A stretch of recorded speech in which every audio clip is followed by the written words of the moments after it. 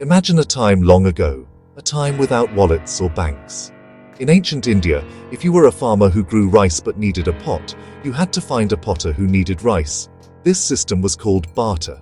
It was a simple exchange of goods for goods, a direct trade of value. But what if the potter did not want your rice? What if he wanted milk instead? This is where the problem began. Barter was clumsy and inefficient.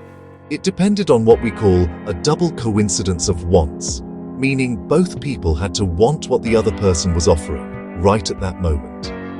This made trade difficult, especially over long distances. Something new was needed, something everyone would accept as valuable. Slowly, people started to realize that certain things were always in demand. Things like salt, cattle, or beautiful seashells became early forms of money. But these too had problems. Cattle could get sick and die, and salt could get wet and dissolve. A more durable and portable solution was required for society to grow. This is when humans turned to metals. Metals like copper and silver were shiny, they did not spoil, and they could be divided into smaller pieces without losing their value. They were rare enough to be precious, but common enough to be used for trade. This was a revolutionary idea that would change the course of human civilization forever.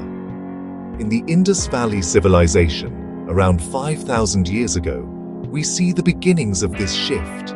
While they did not have coins as we know them, archaeologists have found standardized weights and measures. This suggests they had a sophisticated system for trade. They also used pieces of metal, perhaps as a form of currency. Later, in the Vedic period, texts like the Rig Veda mention words like nishka, which might have referred to a golden ornament or a unit of currency. People were using pieces of silver and copper, cut into specific weights, to make their transactions smoother. These were not coins yet, they were just lumps of metal, valued by their weight and purity, a step away from barter, but not quite money. This system of using unstamped metal pieces was a huge improvement. A merchant could carry a bag of silver pieces instead of a herd of cows. Trade became easier, and markets began to flourish. However, a new problem arose. How could you be sure that the piece of silver you received was pure? How could you trust its weight without carrying a weighing scale everywhere? Every time a transaction happened, the metal had to be weighed and checked for purity. This was time-consuming and required trust. The stage was set for the next great invention in the story of money, a mark of guarantee, a symbol of trust that would turn a simple piece of metal into a coin. The big change happened around the 6th century BCE, during a fascinating period in Indian history. This was the time of the Buddha and Mahavira. The Gangetic plains were buzzing with new ideas, new philosophies, and new kingdoms. These kingdoms were called the Mahajanapadas, which means great realms. There were 16 of them, including powerful ones like Magadha, Kosala, and Avanti. As these kingdoms grew, their kings and merchants needed a more reliable and efficient way to manage their wealth and trade. They needed a currency that was uniform, trustworthy, and easy to use. This need gave birth to India's very first coins. These were not the round, machine-made coins we see today. They were unique and beautiful in their own way. They are called punch-marked coins. Imagine a silversmith taking a flat piece of silver, of a standard weight, and then using different punches to stamp symbols onto it. These were not made by one single die. Instead, several different symbols were punched onto the metal one by one. The shape of the coins was often irregular. Some were square, some rectangular, some roughly circular. What mattered was not the perfect shape, but the weight and the marks of authority stamped upon them. These marks were a promise, a guarantee from the issuer. Who issued these coins? It was likely the kings or the powerful merchant guilds of the Mahajanapadas. Each kingdom or guild had its own set of symbols. Think of them as ancient logos. One coin might have a picture of the sun, another might have a six-armed symbol. Other common symbols included hills, trees, animals like elephants and bulls, and various geometric patterns. A single coin could have 5 or more different symbols punched onto it. These symbols were a language that everyone understood. They told you where the coin came from and who guaranteed its value. It was a brilliant system that did not require people to be literate. This invention was a revolution. Suddenly, trade became incredibly simple. You no longer had to weigh the silver or worry about its purity. The punch marks were the guarantee. A coin from the kingdom of Magadha was accepted in Kosala because everyone trusted the symbols. This allowed for the creation of vast trade networks that connected different parts of the subcontinent. The punch-marked coin was not just a piece of metal, it was an idea. It was a symbol of trust and authority that powered the economies of ancient India and laid the foundation for all the coin systems that would follow. The small kingdoms of the Mahajanapadas eventually gave way to a mighty empire. Around the 4th century BCE, a young man named Chandragupta Maurya, guided by his clever advisor Chanakya, established the Mauryan Empire. This was India's first great empire, stretching from modern-day Afghanistan in the west to Bengal in the east. To rule such a vast and diverse land, the Mauryas needed more than just a strong army. They needed a strong, unified administration. And a crucial part of that administration was a single standard currency that could be used across the entire empire. The Mauryans took the idea of the punch-marked coin and perfected it. Under the Mauryan rule, the production of coins became a state monopoly. No longer were local guilds or minor kings issuing their own currency. The imperial government took complete control. Chanakya's famous text, the Arthashastra, gives us a fascinating glimpse into this process. It describes a highly organized mint, supervised by an officer called the Lakshanadhyaksha, or the superintendent of mints. His job was to ensure that all coins were of a specific weight and had the correct purity of silver. This centralization was a powerful tool for economic control and political unification. A Mauryan coin was a Mauryan coin, whether you were in Pataliputra, the capital, or in a remote village in the south.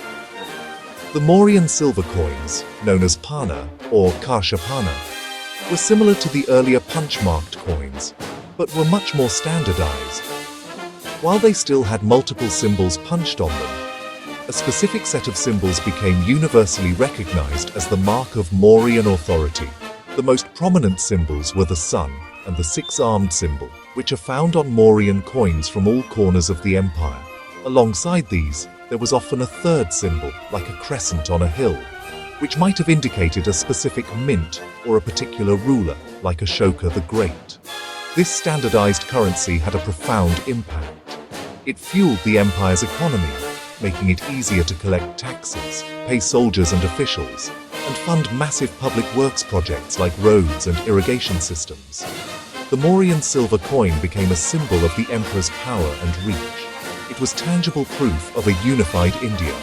When a trader in Taxila used the same coin as a monk in Sanchi, it reinforced the idea that they were both part of one single, great empire.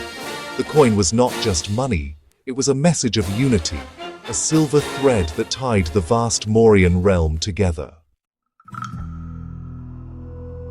After the decline of the Mauryan Empire, India's political landscape fragmented once again. But the story of the silver coin did not end. It simply entered a new, more diverse chapter. From the northwest, new rulers arrived, bringing their own traditions of coinage. The Indo-Greeks, who ruled in the 2nd century BCE, introduced a stunning innovation: portraits. For the first time, Indian coins had realistic and artistic portraits of the kings who issued them. This was a radical departure from the symbolic punch marks. Now, coins carried the face of the ruler, a powerful statement of personal authority. They also included inscriptions in Greek and local scripts like Brahmi, naming the king and his titles. Following the Indo-Greeks, other great empires continued to evolve the silver coin. The Kushans, who ruled a vast empire in the early centuries of the Common Era, created coins that were a beautiful fusion of cultures. Their coins featured not only portraits of their kings, but also a diverse pantheon of deities. You could find coins with images of Greek, Iranian and Hindu gods and goddesses, and even the Buddha. This showed the multicultural nature of their empire. Further south, the Satavahanas were one of the first native Indian dynasties to issue coins with portraits of their rulers, a practice they likely adopted from the invaders in the north. Their silver coins, featuring kings like Gautamiputra Satakarni, were vital for trade along the Deccan Plateau. The Gupta Empire, often called the Golden Age of India, is famous for its magnificent gold coins. However, they also issued beautiful silver coins, especially to manage trade in the Western territories they conquered. These coins were heavily influenced by the preceding rulers of that region, the Western satraps. The Gupta silver coins featured the king's bust on one side and a symbol, often the mythical bird Garuda, the Vahana or vehicle of Vishnu, on the other. This was a clear statement of their Vaishnava faith. After the Guptas, various Rajput kingdoms in northern India continued to issue silver coins, often featuring a seated goddess on one side and the king's name on the other. This long period, stretching for over 1,000 years, saw the Indian silver coin transform dramatically. It became a canvas for artistic expression, a medium for political propaganda, and a reflection of religious beliefs. From the abstract symbols of the Mauryas to the realistic portraits of the Indo-Greeks, the divine figures of the Kushans, and the dynastic emblems of the Guptas and Rajputs, the silver coin tells a vibrant story. It shows us how different cultures met, mingled and influenced each other, creating a rich and complex numismatic heritage that is unique to the Indian subcontinent. The arrival of the Delhi Sultanate in the 13th century marked another significant turn in the story of India's coinage. The Sultans introduced a standardized currency system, with the silver tanka being the principal coin. These coins were different from what came before. They were generally round and replaced pictorial representations with elegant Arabic calligraphy. The coins carried the name of the Sultan, his titles, and often a declaration of Islamic faith. This tradition of purely script-based coins continued for centuries, establishing a new visual language for money in India. This system laid the groundwork for what would become India's most famous silver coin. The most important chapter in the history of the silver coin was written during the Mughal Empire.